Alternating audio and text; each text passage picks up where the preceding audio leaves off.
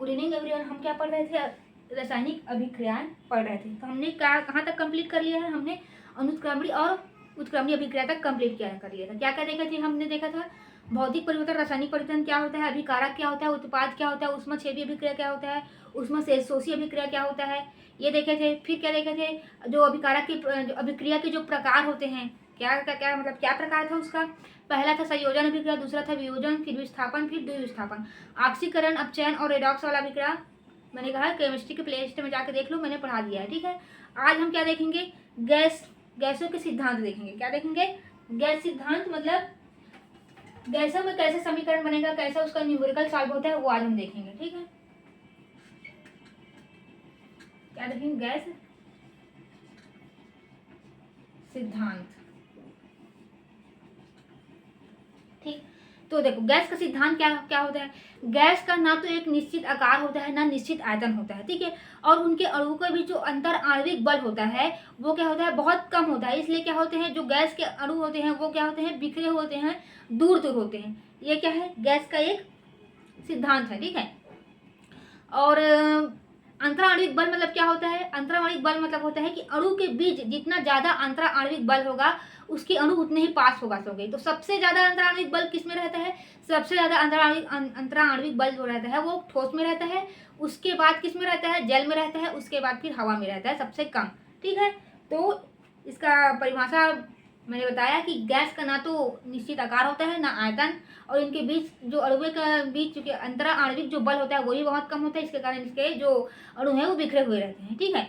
और क्या है? परमाणु की संख्या के आधार पर गैसों के प्रकार भी होते हैं, ठीक है। परमाणु की संख्या के आधार पर गैसों के प्रकार भी होते हैं। देखो, एकल परमाणु गैस मतलब क्या होगा? जो अक्रिय गैस के समूह है ना, पीरियोडिक टेबल में वो आ जाएगा। जैसे कि नियान हो गया, आर्गन हो गया, हीलियम हो गया, ये क्या है? एकल परमाणु गैस है। द्विपरमाणु बोलेंगे तो N2H2, ठीक है, N2 हो गया, H2 हो गया, Cl2, ये सब क्या है? द्विपरमाणु गैस है। त्रिपरमाणु गैस में CO2 आ जाएगा, ठीक है। क्या हुआ? CO2 होगा, और O3 आ जाएगा। ये सब क्या है? ये सब त्रिपरमाणु गैस में आते हैं। CO2, SO2, O3। और बहुपरमाणु बोलेंगे तो CH4 मेथेन और NH4 अमोनियम, ये सब क्या है? बहुपरमाणु गैस में आएंगे, ठीक है। और क्या होता है? देखो, आदर्श गैस। आदर्श गैस वह गैस होता है जो बर्तन के दीवार पर दबाव को, किसी भी प्रकार का दबाव या बल आरोपित नहीं करता, उसी का क्या कहते हैं? हम आदर्श गैस कहते हैं। और कोई भी गैस आदर्श गैस नहीं होता है, ठीक है। कोई भी गैस आदर्श गैस नहीं होता, क्योंकि कोई भी गैस जो है वो कुछ ना कुछ दबाव लगाएगा ही लगाएगा।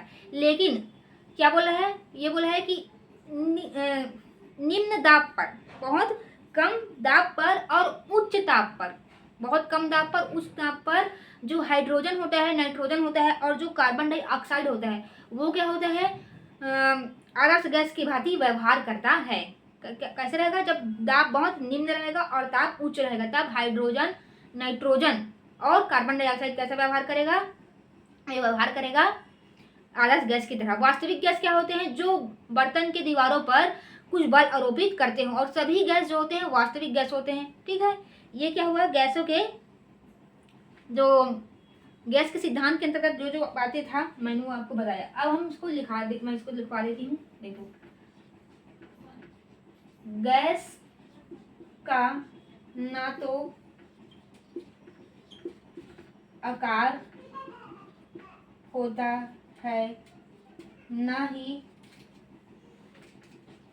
कोई निश्चित क्या आयतन होता है,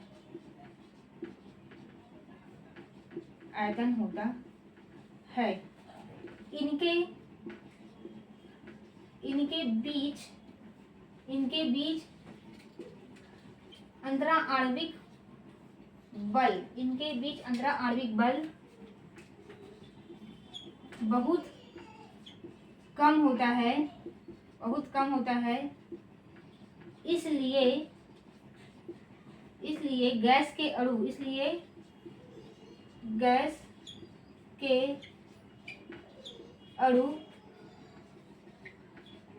बिखरे हुए होते हैं। इसलिए जो गैस के अणु होते हैं वो क्या होते हैं? बिखरे हुए होते हैं, ठीक।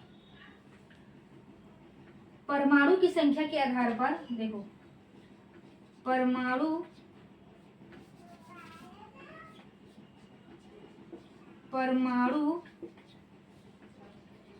की संख्या के आधार पर गैसों के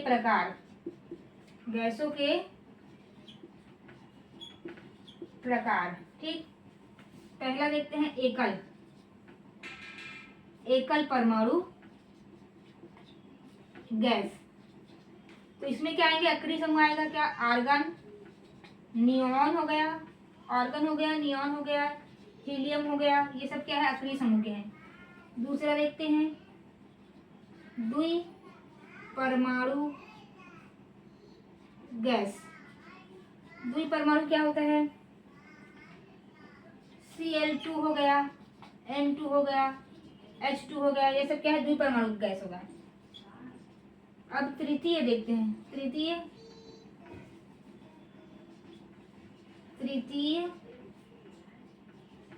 परमाणु गैस क्या होता है, तृतीय परमाणु गैस, तो CO2 होगा, ठीक है, O3 होगा, CO2 होगा, O3 होगा, SO2 होगा, ये सब क्या है, त्रिपरमाणु है। अब यहाँ पर देखते हैं बहुपरमाणु, ठीक है, क्या देखेंगे, बहुपरमाणु गैस। ये क्या हो गया, CH4 और NH4, ये क्या है, बहुपरमाणु गैस है, ठीक है। तो गैसों के सिद्धांत के, पहले हम गैसों के सिद्धांत देखें, किस सिद्धांत के आधार पर गैस कार्य करता है और गैस होता कैसा है, ठीक है। फिर उसके परमाणु के आधार पर उसकी संख्या देखें। अब देखते हैं कि आदर्श गैस क्या होता है, ठीक है। इसका स्क्रीनशॉट लेना चाहे तो ले ले।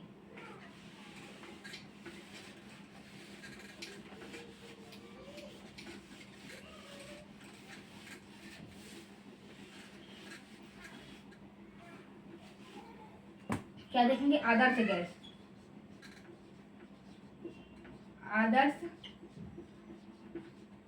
गैस, ठीक। वह गैस जो बर्तन की दीवारों पर कोई भी दाब व बल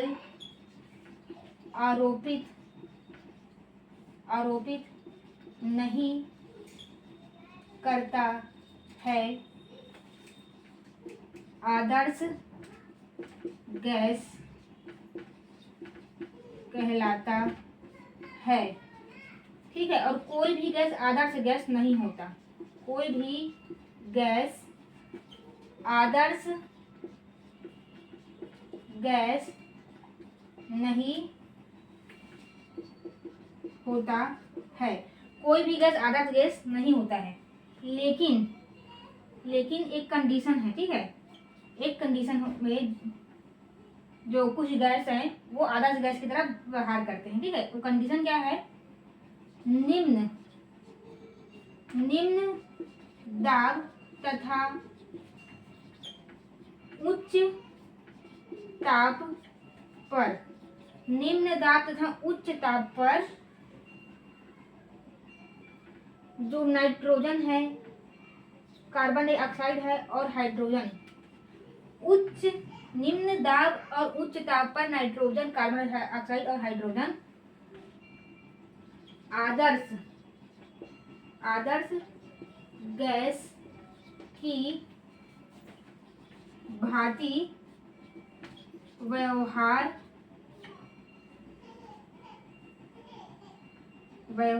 करते हैं, क्या करते हैं, व्यवहार करते हैं, ठीक। अब वास्तविक गैस क्या होता है वो देखेंगे, ठीक है। आप इसको स्क्रीनशॉट लेना चाहें तो ले लें।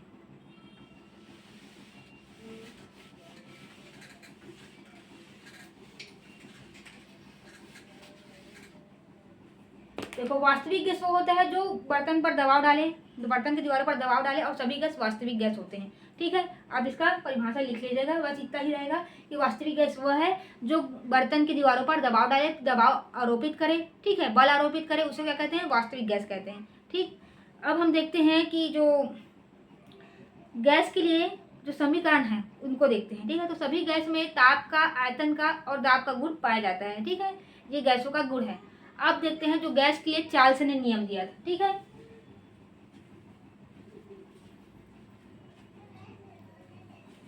देखो गैस के लिए जो चार्ल्स ने नियम दिया था उसको हम देखते हैं। ठीक है, क्या नियम दिया था,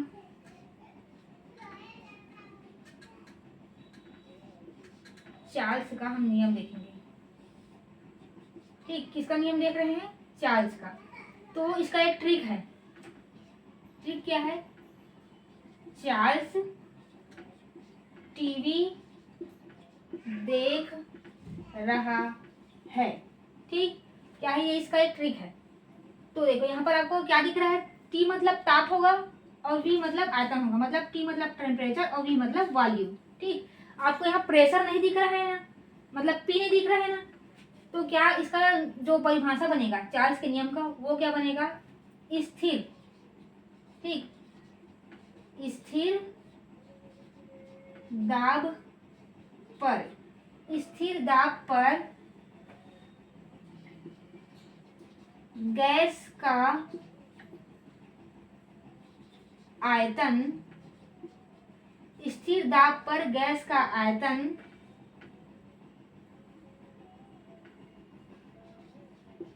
ताप के समानुपाती होता है। क्या होता है, समानुपाती होता है। अर्थात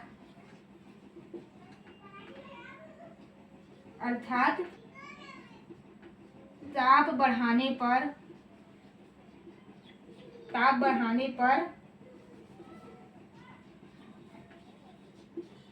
आयतन बढ़ता है।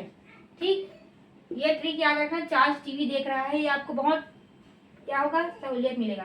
तो इसमें क्या होगा, ये समानुपाती में T directly proportional to V. ठीक, तो ये बन जाएगा T1 by V1 equal to T2 by V2।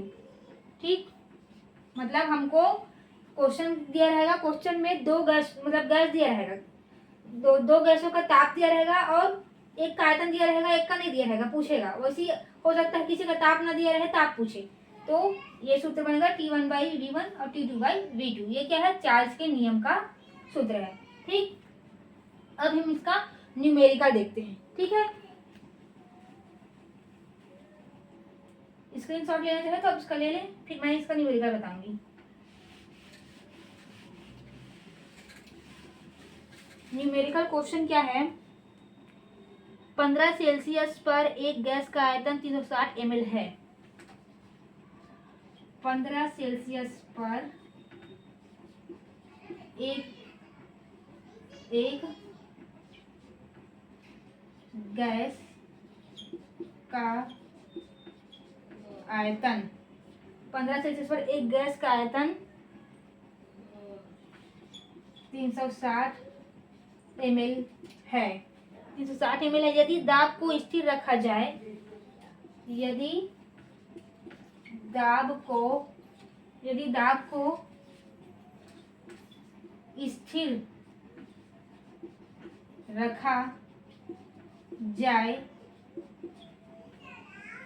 तो किस ताप पर उस गैस का आयतन 400 ml होगा। तो किस ताप पर उस गैस का आयतन क्या होगा, 400 ml होगा।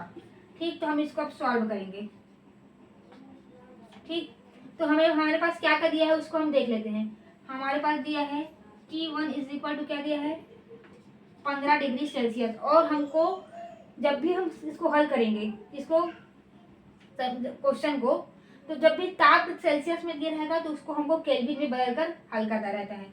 ठीक है, तो केल्विन में बदलने के लिए क्या करते हैं, जो सेल्सियस दिया रहता है उसको 273 से जोड़ देते हैं। ठीक है, क्या करेंगे 273 प्लस, तो ये क्या होगा 5 3 8 हो जाएगा, ये भी 8 हो जाएगा और ये हो जाएगा 2। ठीक, ये केल्विन में आ गया। अब देखो V1 क्या दिया है, V1 दिया है 360 ml। ठीक है, हमको क्या पूछा है किस दाब पर, यदि दाब को स्थिर रखा जाए तो किस ताप पर, मतलब हमको T2 पूछा है, क्या क्या होगा, किस ताप पर गैस का आयतन क्या हो जाएगा। V2 क्या दिया है हमको, V2 दिया है हमको 400 ml। ठीक है, 400 ml। ठीक, अब इसका जो समीकरण होता है क्या है, TV मतलब T डायरेक्टिव टू V, और इसको T1/V1 equal to T2/V2। T1 का मान कितना है केल्विन में हम निकाले हैं, T1 का मान निकाले हैं हम 288। ठीक है, ये देखो जोड़ के केल्विन में बदले हैं। और V1 क्या है हमारे पास, V1 है 360। T2 हमारे पास नहीं है, T2 हमको निकालना है। V2 क्या है, V2 है 400 ml। ठीक, ये हुआ। हम क्या किए, ये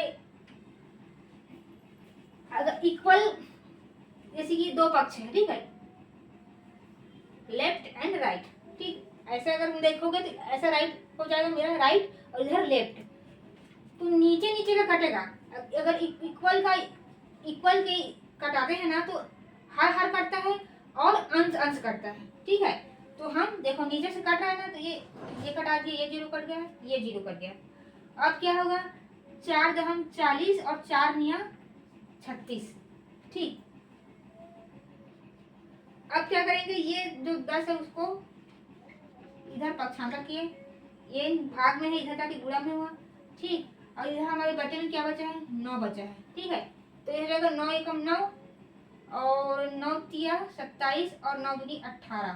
ठीक, हमारे पास कितना आ गया, हमारे पास आया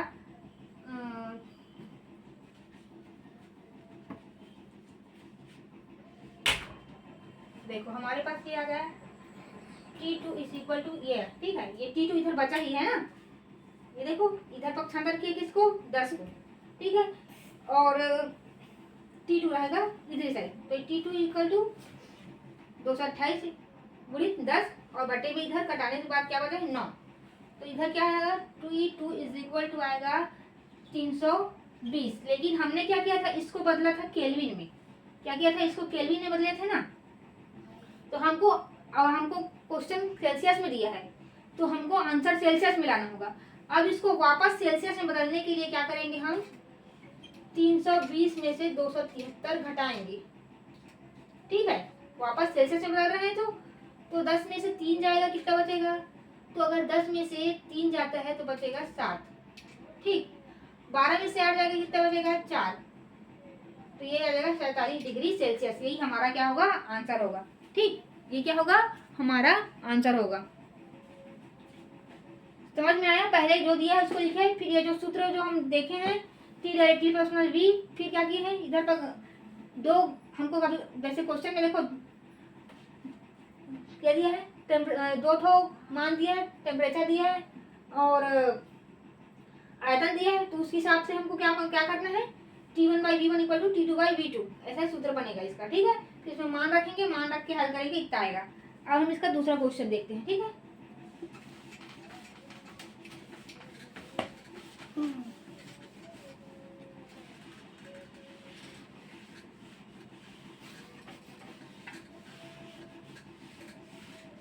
दूसरा क्वेश्चन क्या बोल रहा है इसका, स्थिर दाब किसी गैस का 27 डिग्री सेल्सियस पर आयतन 200 ml है। स्थिर दाब पर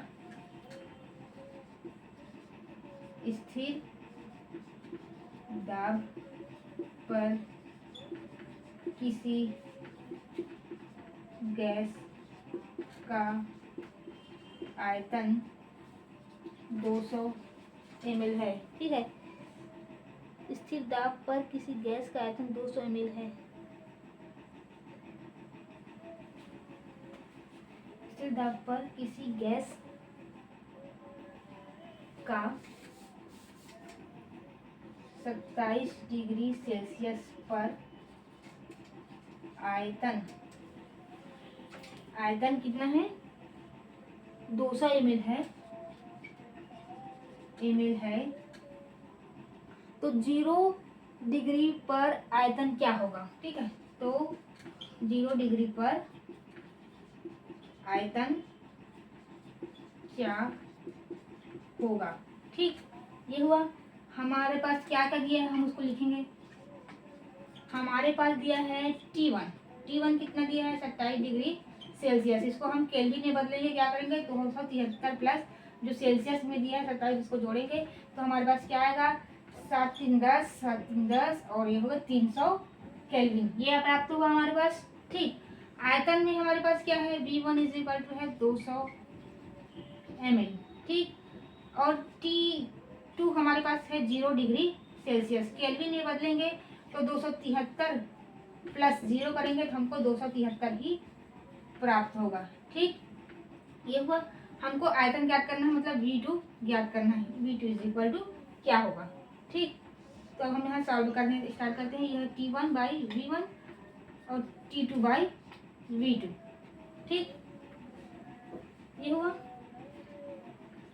तो T1 का मान क्या है, T1 का मान है 300। ठीक है, V1 जो है वो है 200, T2 है 273 केल्विन में बदलने के बाद। ठीक, और हमको V2 निकालना है कि V2 क्या होगा। तो ये हुआ, ये कटेगा, ये कटेगा, ये कटेगा, ये कटेगा। ठीक है, अब क्या करेंगे, 273 को यहाँ पक्षांतर करेंगे तो ये हो जाएगा 3 बटे क्या, जो इंटू 273, इधर में बचेगा 1/V2। ठीक ना बचा। अब क्या करेंगे, अब करेंगे पलट देंगे, दोनों पक्ष पलट जाएगा तो ये क्या हो जाएगा, 2 इंटू 273/3 हो जाएगा, ये इक्वल हो जाएगा V2। ठीक, ये हुआ। अब यहाँ देखना, 3 एकम 3, ये क्या हो जाएगा, 3 9 27 और 3 एकम 3, ये 2 एकम 2 और 9 दूनी 18। तो हमारे पास दूसरा आयतन कितना है, 182। ठीक, तो आई होप ये आपको समझ में आया होगा। हमारे पास ये मान दिया रहेगा, उसको सूत्र में रखना है। ठीक, तो अगर ये क्लास आपको अच्छा लगा होगा तो लाइक कीजिए, शेयर कीजिए और सब्सक्राइब कीजिए। धन्यवाद।